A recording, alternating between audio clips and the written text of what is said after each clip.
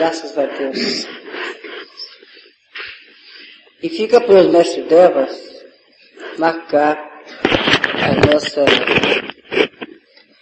os nossos encontros novamente. Agora, meus filhos, eu quero explicar a vocês um outro fenômeno que está acontecendo. O mestre disse agora, aprender a calar. De fato, é uma das coisas mais tristes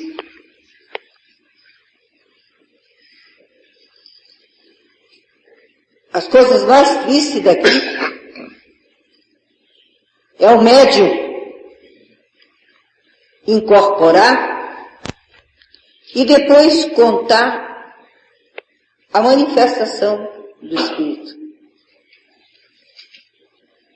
Nem mesmo o doutrinador, a não ser no momento de uma explicação, de uma instrução, ele deveria repetir a mensagem. Porque a mensagem dos Espíritos é engraçado. O Pai Santa Branca mesmo, ele vem para João e diz uma coisa. Lá em casa diz uma coisa para 3, 4 mestres. Mesmo com os meus filhos, o Beto entende de um jeito. Ah, já sei. Ele disse que eu vou ganhar isso assim. O outro diz, ele disse que eu vou perder isso.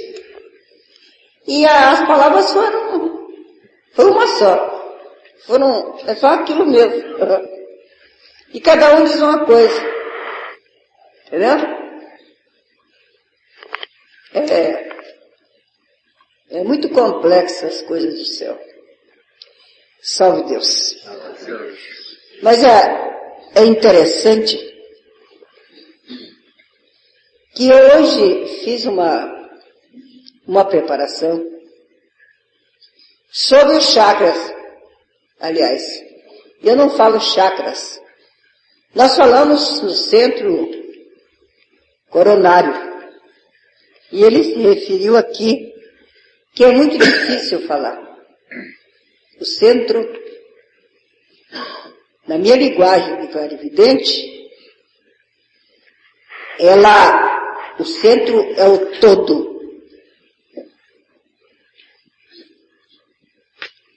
Entendeu? O centro coronário é esse aqui, é aquilo ali que está na pirâmide. É o plexo.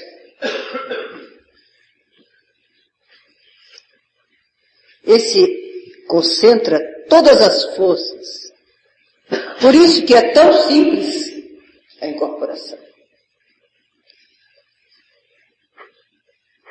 Agora, os aparás sempre me pedem uma explicação sobre o doutrinador. Existe o doutrinador? Existe uma força toda especial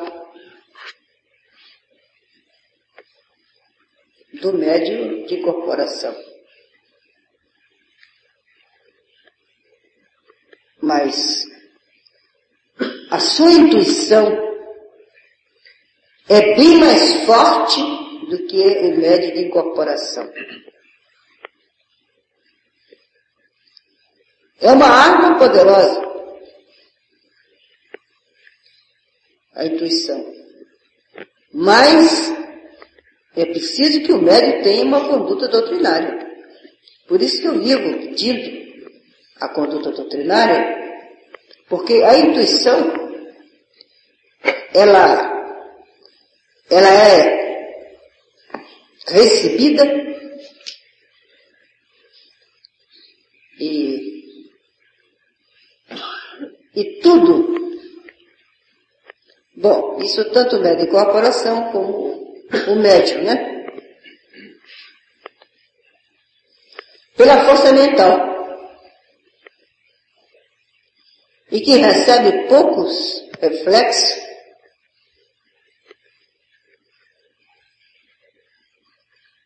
do centro coronário.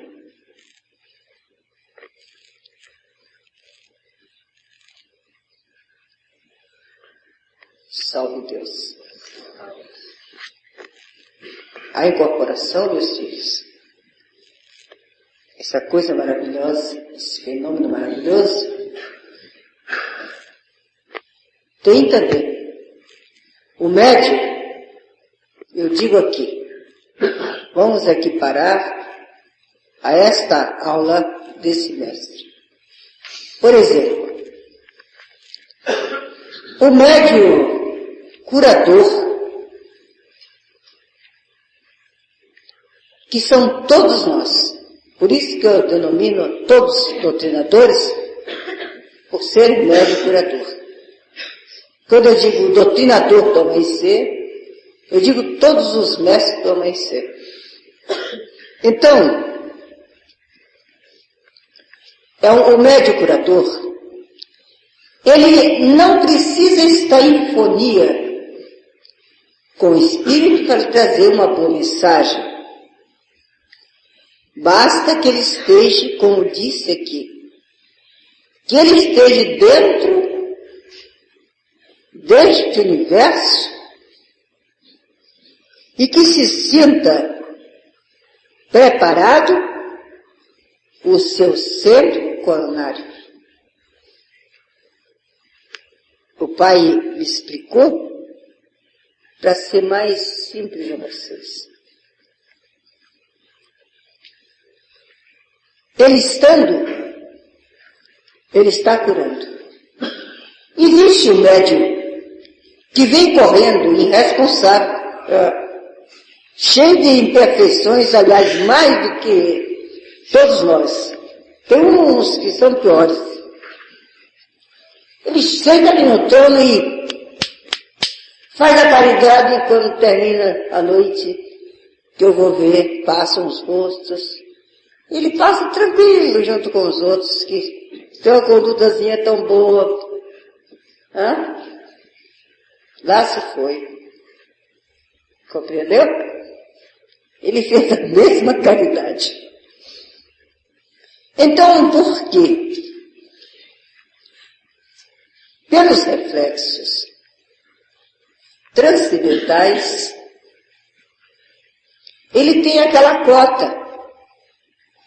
Ele traz no seu centro coronário toda a sua herança.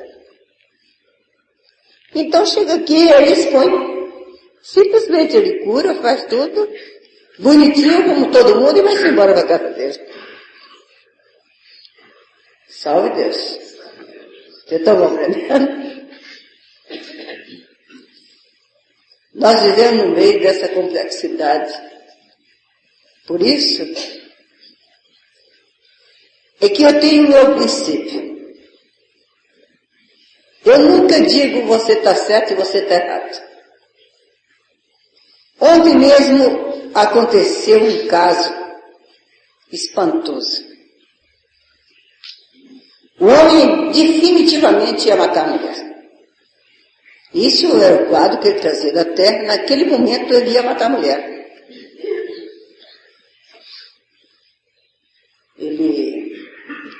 Inclusive, ele tem um avião que transporta ele. Ele tem um avião, esses executivo. Tá certo? E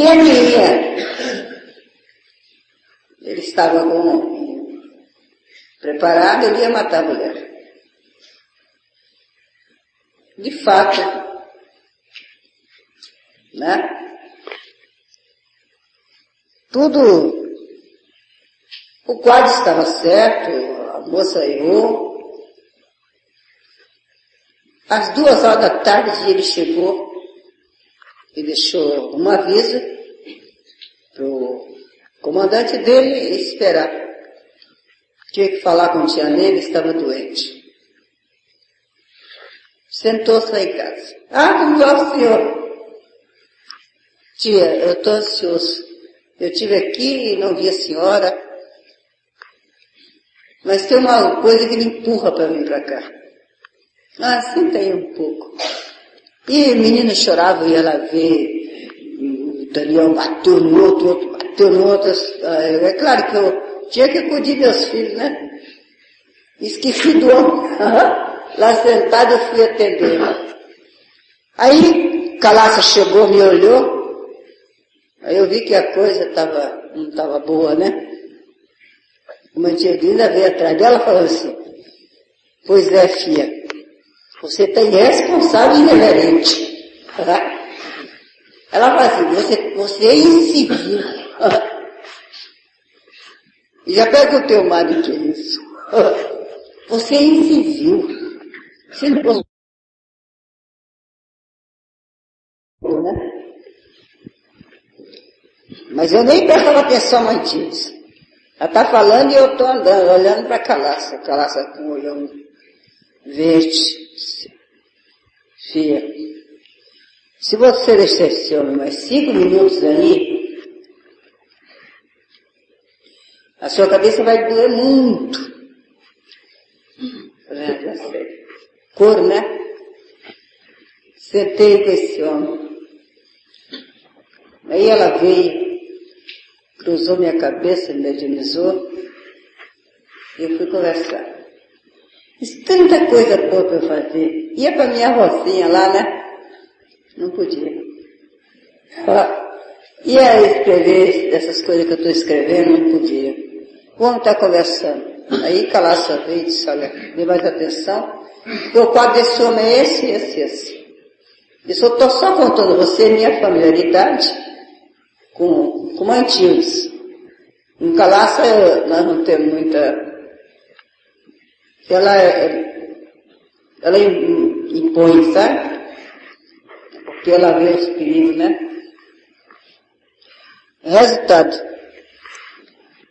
Eu conversei com esse homem, conversei. Quando foi já quase na hora do angical, que esse homem deixei o tranquilo.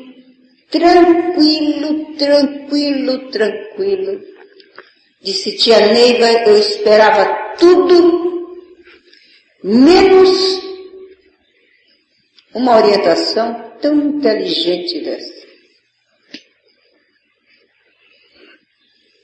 Então, mais uma vez eu fiquei pensando, ele foi embora aí. Como a minha vida é sempre uma coisa assim em cima da outra, saí correndo, vim para cá para ver o negócio do som.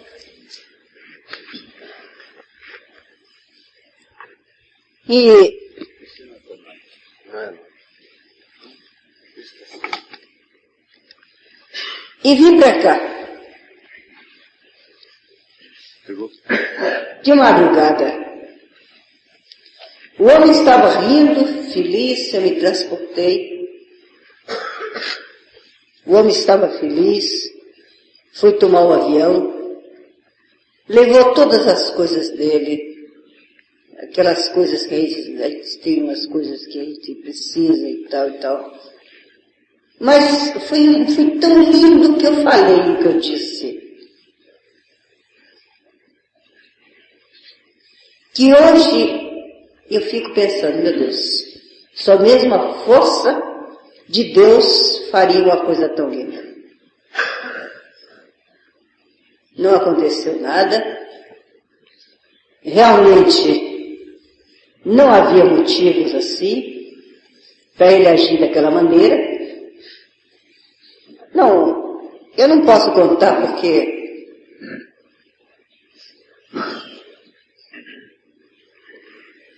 é um segredo que pertence, salve Deus. Quando foi ontem, quando foi à noite, eu nessa roda viva, eu estou orientando pessoas mesmo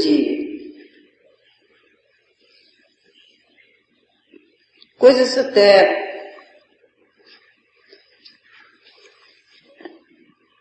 que nem salve Deus. Estou orientando, e essa orientação já tem 1 ano. E cada dia é melhor, ninguém sofre, e todos estão levando vantagem, estão sendo felizes com essas orientações. Depois fui atender uma outra pessoa,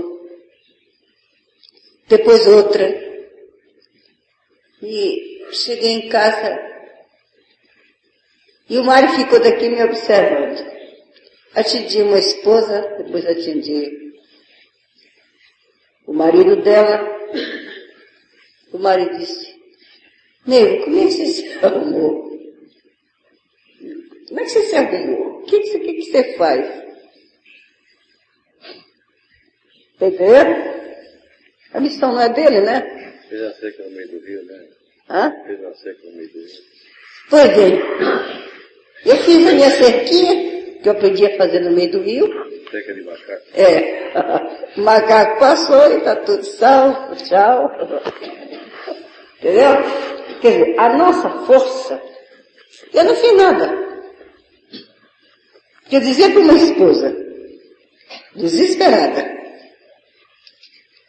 dizer para ela: não, isso não é verdade. Não é verdade como? Aqui o retrato que ele me deu. Tá.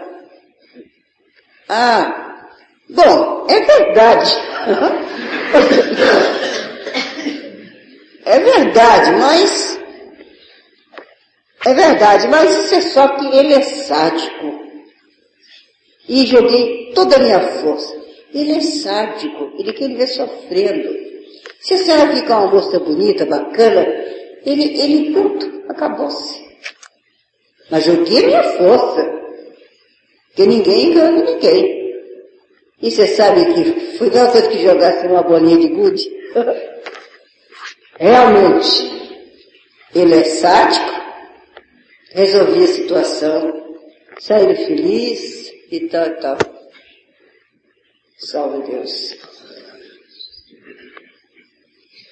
Você nos tronos é a mesma coisa.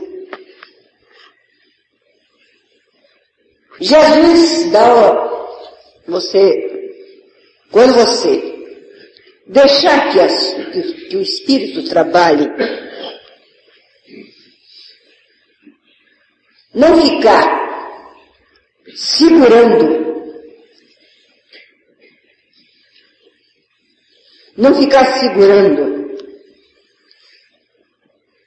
se dá um pouco de valor. Pense que Jesus lhe ama muito mais do que você o ama, porque tem mais condições de lhe amar, de nos amar. Então, por que ele admitiria que você mistificasse? Por que ele admitiria que você sentasse ali para dar uma orientação infeliz?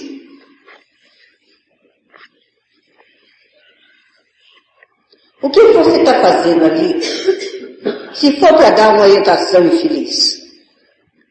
O que você está fazendo ali para dizer que uma pessoa vai morrer? Para diagnosticar uma pessoa? Você está ali para acabar de matar? Você está ali para destruir? Poxa, se nós temos essa força magnífica, cada vez que você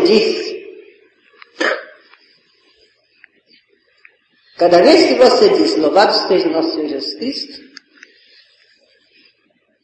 os anjos dizem amém. Cada vez que você promete que não é você é a última esperança. Você como médium, você é a última esperança.